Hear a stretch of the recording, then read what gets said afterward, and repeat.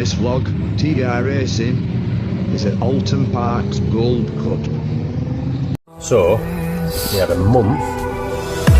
I know my limits, you can break me down, but I'll stay till the finish line.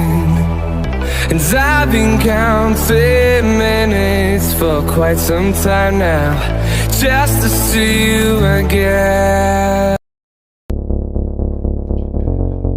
Oulton Park's historic Gold Cup returned for 3 days of celebrations of motor racing's past and nostalgic entertainment. Plenty of races throughout, overseen by the historic sports car club.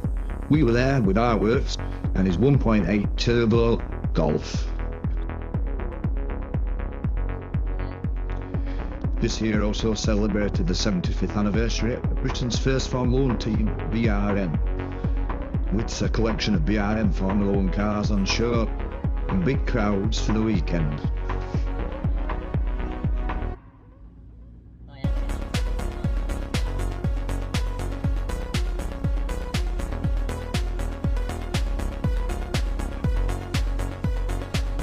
So today's video, we are at Oulton Park, the Gold Cup Legends.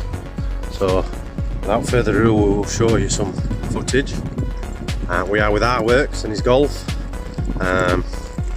Such teams as Jordan Racing and stuff like that race here. 7.5 minutes then to go. You race leader fantastic.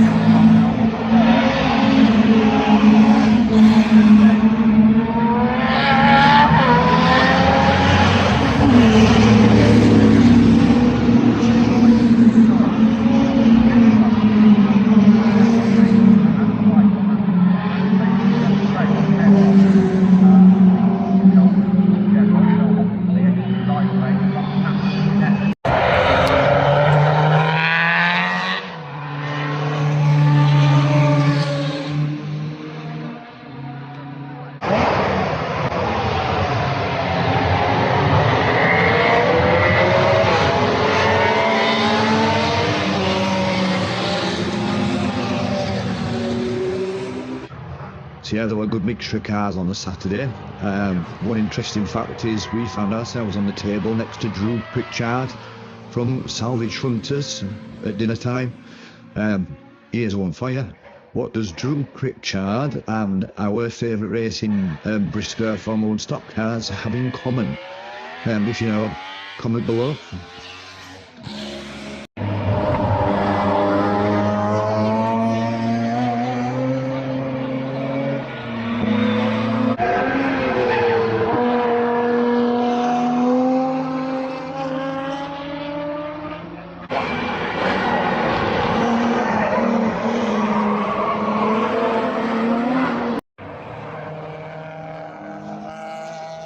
So later on the Saturday, including the qualifying, so Ross and R-werks had a set time to go around, as you can see in there, to set the qualifying for Sunday's race.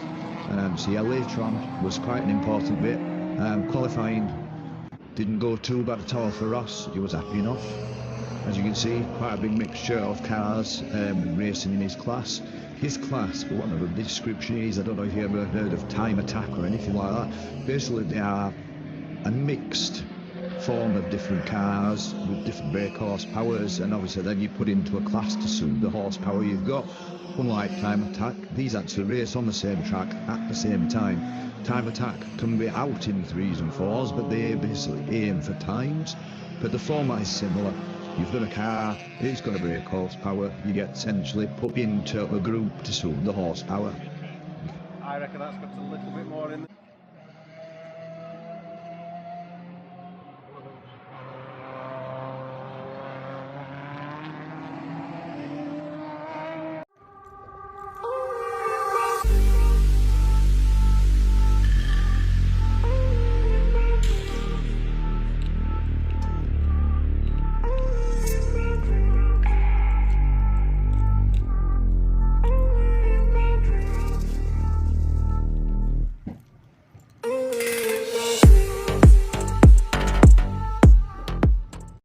So the night is he's getting on, as you can see, with the lighting. Good day today. Just thought we'd try and do a bit different at TDR. We are currently on a track walk of Oulton Park. It's not often you get to go on one of the premium venues in the country, so just thought we'd show you. Obviously speed it up a little bit. We're going to walk to the start finish line and then walk back. So this corner has been the site of many interesting battles, certainly in touring cars.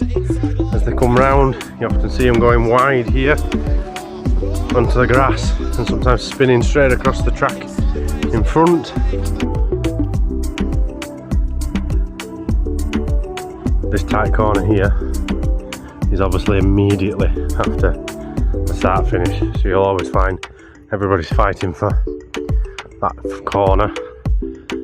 Don't know if you've ever had the chance of doing such as this. Some of you will have done, I'm sure, but I don't think you realise how tight this track is here, to be fair. So you can understand why they all fight for the room and how close that there is.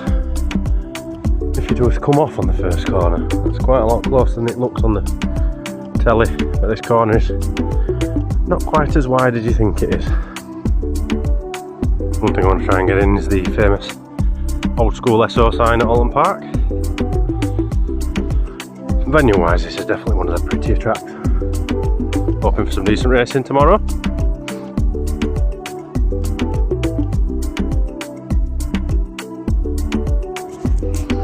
That's a quite unique thing. I'm saying it's unique, but circuit racers might know a little bit better than I do more often.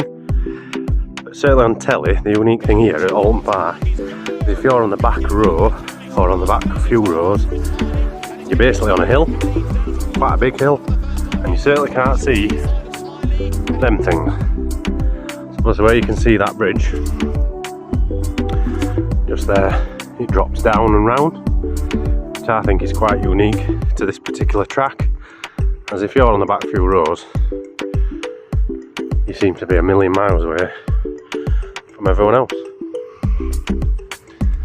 There's the SO sign.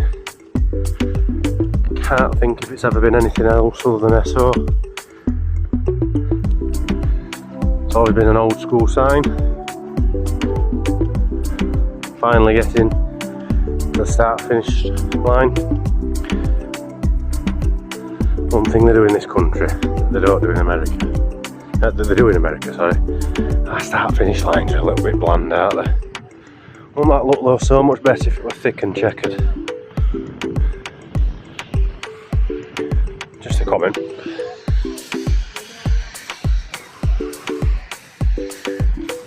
And then all the safety vehicles. Massive thing obviously now. And the quietest you'll ever see these pits. Oulton Park pits.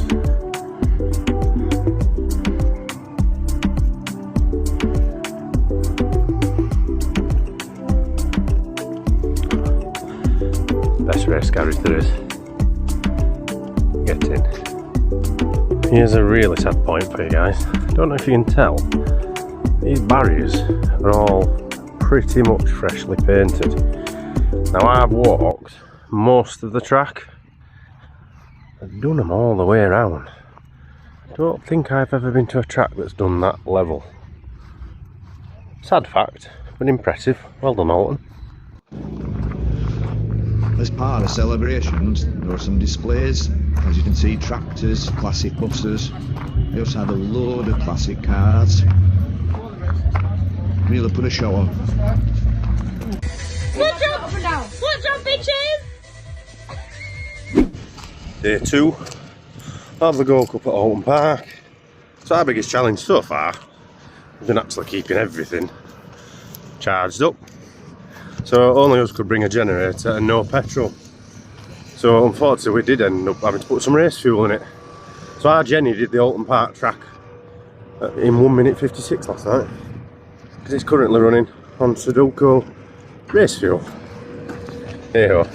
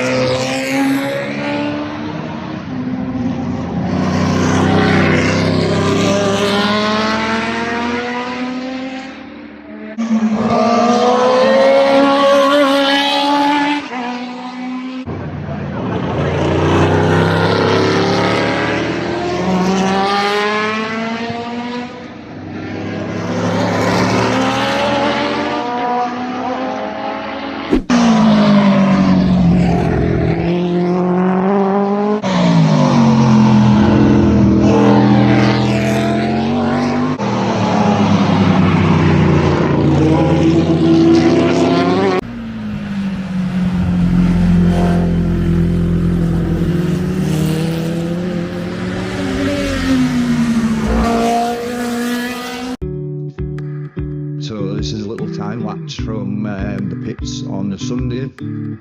Footfall all weekend was really good. As you can see from the video, when we entered, we was in on the first day, and there was still loads of vehicles knocking about. But yeah, the footfall was strong, certainly on the Sunday. Really nice vibe as well, nice and relaxed. Not hectic like the touring cars, not a little bit too noisy like the oval racing can sometimes get. And the age limits varied massively. There was a lot of the older end looking at the older vehicles, but you could see a lot of younger people, especially families that had come to see it all as well. Then there were these two numpties, of course. But yeah, fantastic vibe.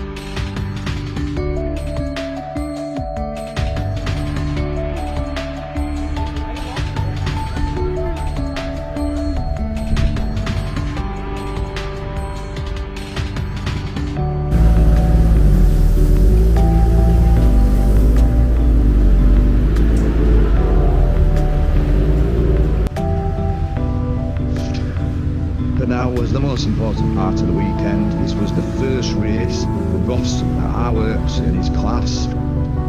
This is the parade lap. Ross had two races, or was meant to have two races that weekend. You'll just see him next to the orange car, which was the other one in his class that he needed to win the ones in front of him from the faster group. And then you'll see from this video, Ross were doing an excellent job of doing it. That's Ross, and then the orange one is behind him. Unfortunately, this wasn't set to continue.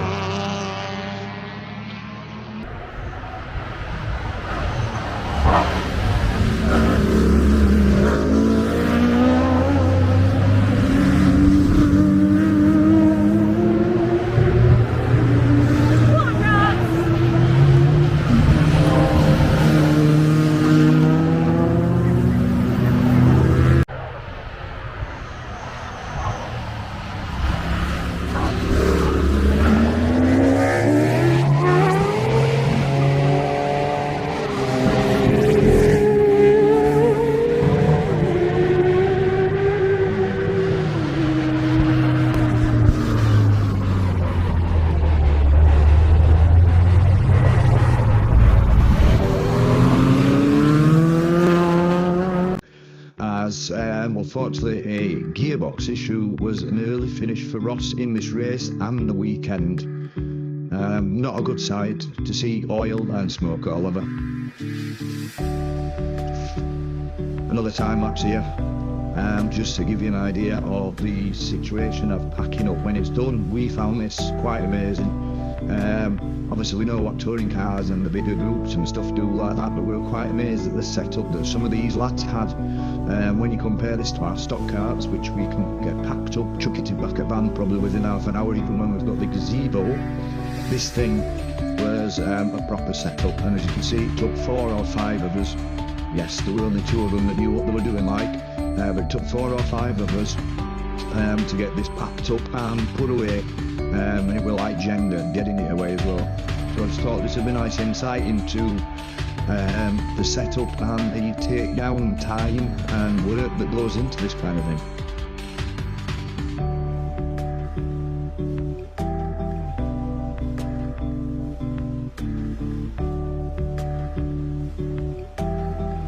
So yeah, just to sum up the weekend, so yeah, the Gold Cup, fantastic.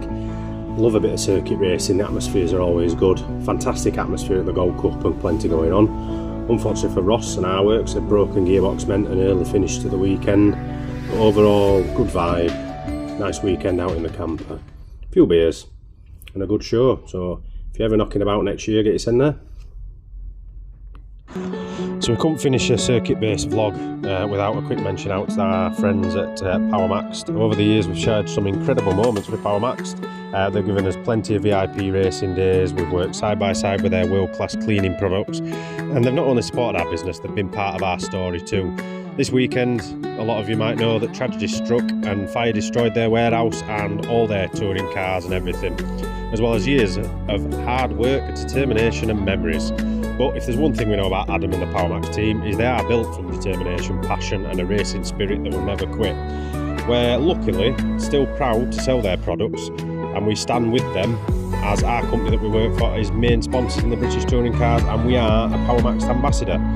From all of us at TDR, thank you for the years of support, and here's to many more. Stay strong, POWERMAXED, we're with you every lap of the day, or every lap of the way. TDR Racing / Eldon.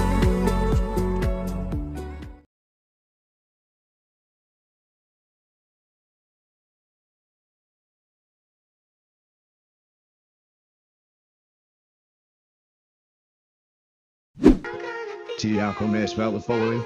Main sponsors Betty's Surf, Northern Wood Tuning, Liquid Molly, Autotech in Barnsley, POWERMAXED, and GME and Coopers.